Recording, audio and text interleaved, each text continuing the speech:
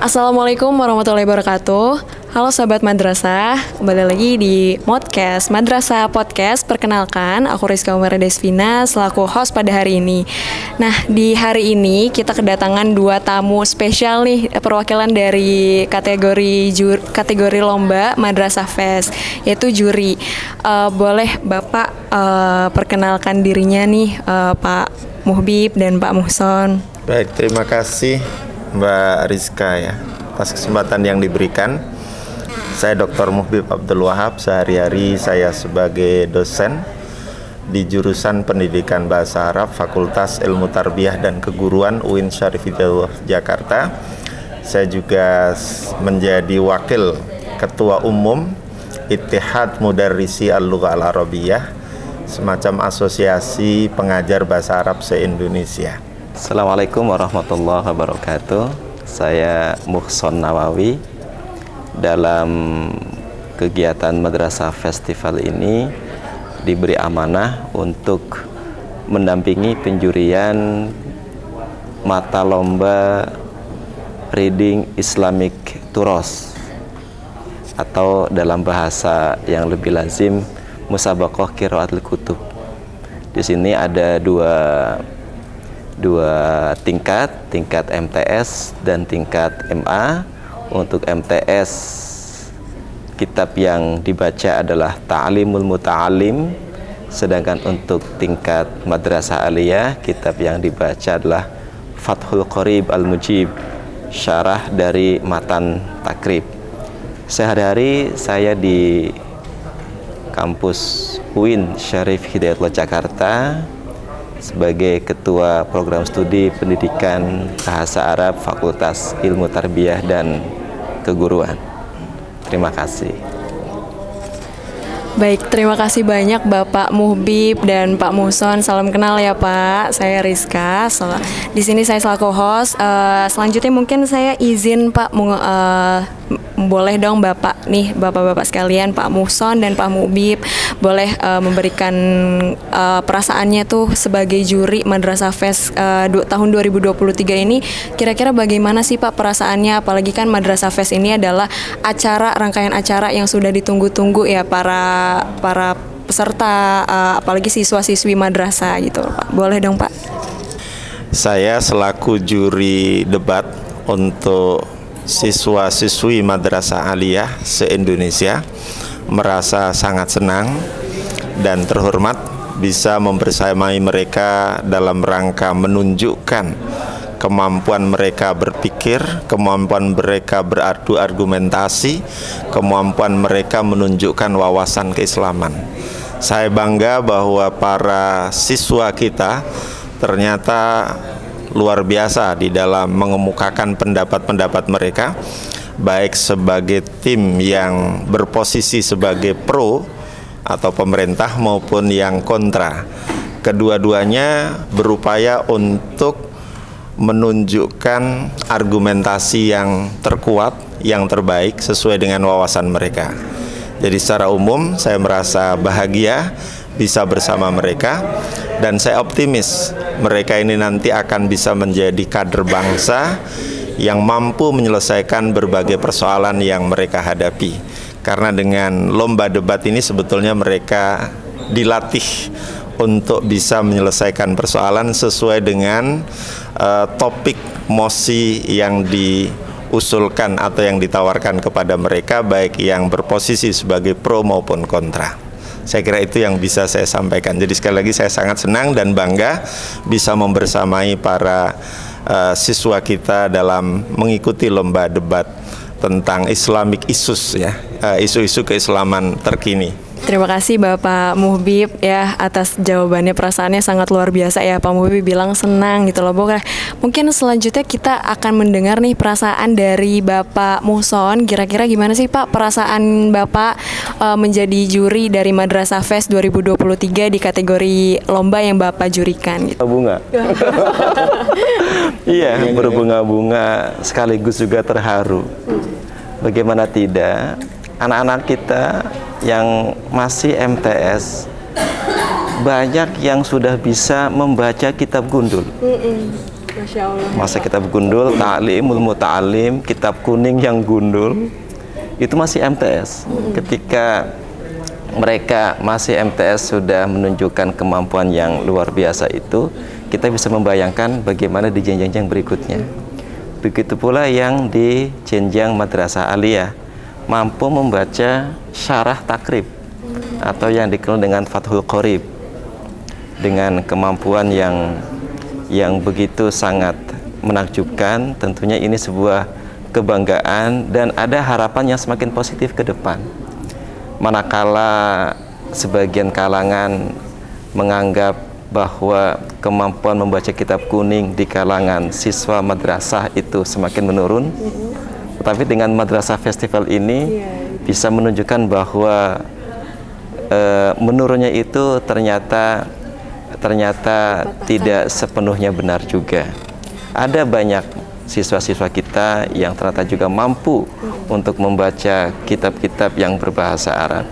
Dan tentunya kemampuan dari peserta yang diberikan kepercayaan atau dianggap mewakili provinsi, tentunya diharapkan bisa menular kepada siswa-siswa yang lain, sehingga nanti madrasah ke depan tetap mempertahankan keunggulan nilai-nilai pendidikan keagamaan yang selama ini sering dicanangkan oleh pendidikan pesantren, ya, sekaligus juga saat yang sama unggul di bidang pendidikan umum yang selama ini juga banyak diwujudkan melalui kegiatan-kegiatan sejenis ini yang sudah diselenggarakan oleh Kementerian Agama. Lagi-lagi perasaan optimis, bangga, bahkan tadi berbunga-bunga dan haru. Tentunya ini menjadi sesuatu yang energi positif untuk harapan yang lebih baik ke depan. Tadi Pak Muson bilang berbunga-bunga tandanya menyambut hangat ya Pak. Senang sekali menjadi juri pada acara Madrasah Fest, apalagi ditambah dengan para peserta yang sangat antusias mengikuti Madrasah Fest untuk meningkatkan prestasinya, untuk kemudian nanti mungkin mereka bisa mengajarkan kepada teman-temannya, adik-adik kelasnya nanti ya Pak ya. Oke, mungkin selanjutnya Bapak kan tadi bilang kalau misalnya perasaan itu sangat berbunga-bunga, senang sekali menjadi juri. Ini kan sudah di hari kedua ya Pak penjurian. Boleh dong Bapak Pak Muson dan Pak Muhbib memberikan komentar Bapak, gimana sih Pak komentar dan penilaian dari hari kedua terhadap para peserta yang sudah mengikuti rangkaian acara sejauh ini gitu loh Pak. Terima kasih. Untuk lomba debat, jurinya itu ada 3. Dan dari 3 orang ini kami berbagi tugas. Saya kebetulan ditugasi untuk menjuri atau menilai dari aspek metodologi penyampaian peserta, baik sebagai pro maupun kontra. Sedangkan mitra saya yang lain itu menilai dari segi substansi atau isinya, dan satu lagi dari segi etika dan estetika ya di dalam berdebat.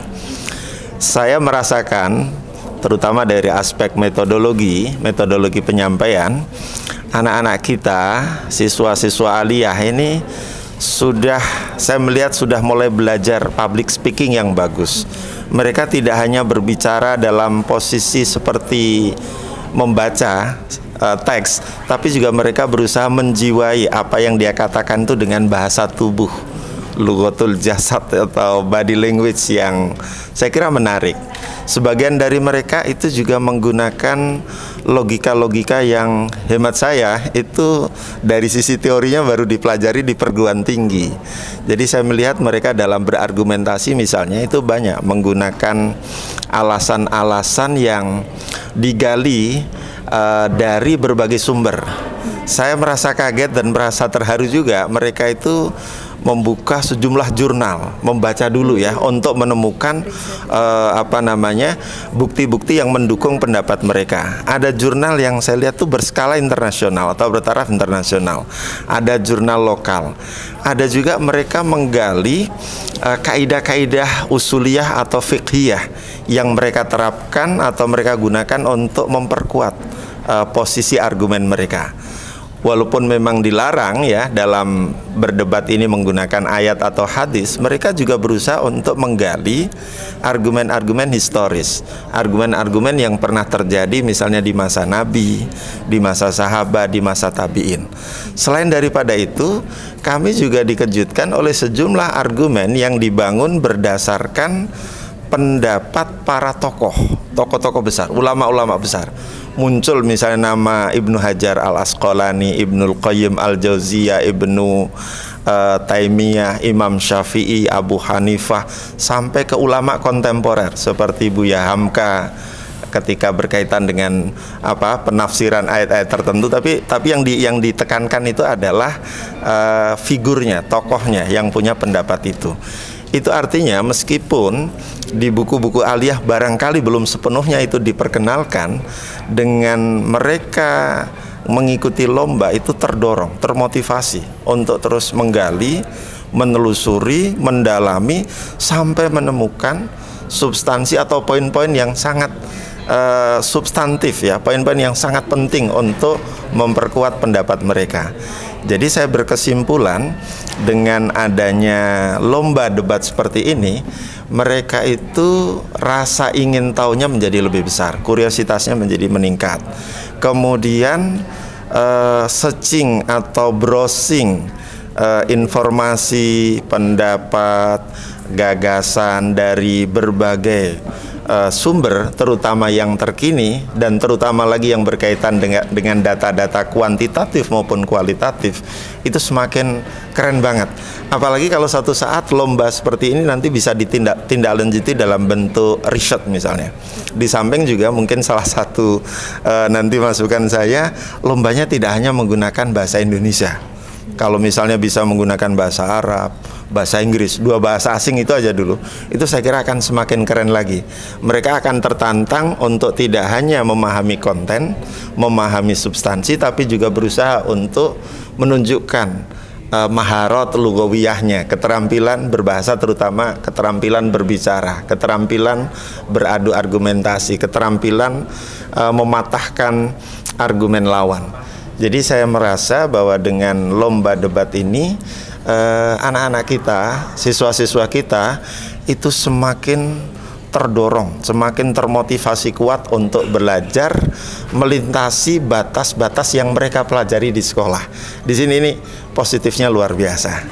Saya kira itu dulu ya sebagai sebuah ekspresi bahwa lomba ini sekali lagi sangat positif, sangat kontributif bagi peningkatan kualitas dan kapabilitas intelektual para siswa kita ya, siswa kita. Dan ini insya Allah ke depan akan memberikan harapan yang sangat-sangat positif untuk tidak hanya pengembangan pembelajaran di sekolah, tetapi juga akan meningkatkan literasi ya, literasi sains, literasi digital, literasi termasuk juga kutub turos dan seterusnya. Dan ini momentum ini harus dijadikan sebagai titik poin kebangkitan madrasah menjadi madrasah yang unggul, kompetitif, berdaya saing tinggi dan semakin mendunia. Kira-kira seperti itu. Karena dulu ulama-ulama itu juga lahirnya dari madrasah ya. Kalau istilah pesantren kan mungkin ada di Indonesia. Kalau dulu Imam Ghazali itu juga lulusan dari Madrasah Nizamiyah ya. Gurunya juga Al-Juwaini itu juga mengelola dan mengembangkan Madrasah Nizamiyah. Di samping nanti ada madrasah yang lain ya, Al-Mustansiriyah dan seterusnya. Komentar yang Bapak Muhbib sampaikan ini berarti bisa menjadi inovasi terbaru ya Pak untuk kedepannya Madrasah Fest mungkin tahun 2024 selanjutnya.